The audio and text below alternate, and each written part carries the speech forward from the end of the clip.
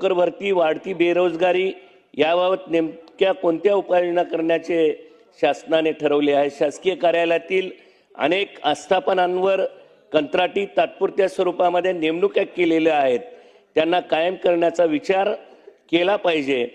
आता सध्या आझाद मैदानावर अनेक संघटनांचे आंदोलन सुरू आहेत। मुख्यमंत्री युवा प्रशिक्षणार्थी योजना फक्त आणि फक्त राज्यातल्या विधानसभा निवडणुका डोळ्यासमोर ठेवून आखलेली होती काय? त्यांचा 11 महिन्याचा कार्यकाल संपून गेला आहे, त्यांना सरकार वाऱ्यावर सोडणार नाही असं सरकारच्या वतीनं नेहमी सांगितलं गेलं आहे। निवडणुकीपूर्वी या योजनेतील प्रशिक्षणार्थ्यांना शैक्षणिक पात्रतेनुसार शासकीय सेवेमध्ये सामावून घेण्याचे आश्वासन सरकारनं दिलं होतं, हे आश्वासन पूर्ण केल्याचं दिसत नाही।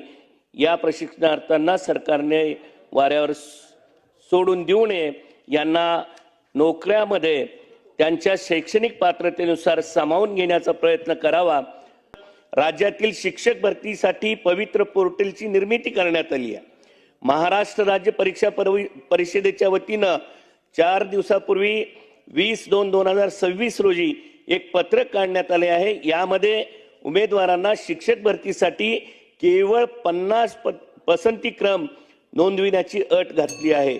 ही अट अतिशय जाचक आहे, कारण राज्यात कुठेही नोकरी मिळाली तरी चालेल या भावनेतून राज्यभरातील असंख्य रिक्त जागेसाठी अर्ज करता आले असते, मात्र मर्यादित पसंतीक्रमामुळे सर्व जिल्ह्यात ही संधी उपलब्ध होऊ शकत नाही।